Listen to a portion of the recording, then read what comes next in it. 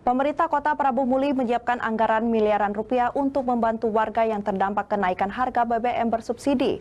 Saat ini pemerintah kota melalui dinas terkait tengah mendapat warga yang berhak untuk mendapatkan bantuan tersebut.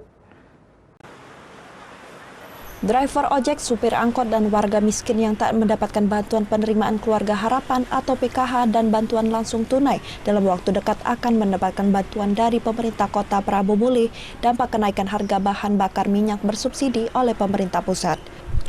Wali Kota Prabu Muli Ridho Yahya menyatakan pemerintah kota akan menyiapkan anggaran sebesar 2% dari dana alokasi umum dana bagi hasil atau DBH yang dianggarkan pada Oktober 2022 hingga Desember 2022 guna memitigasi dampak inflasi.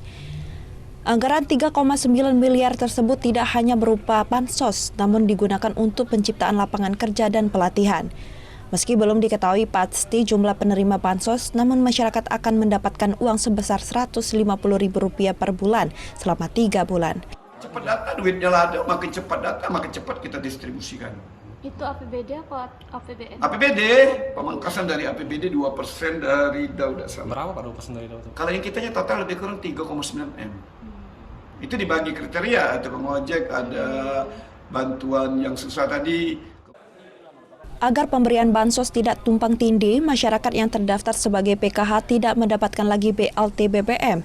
Dari Prabu Muli, Peri Berima, iNews melaporkan.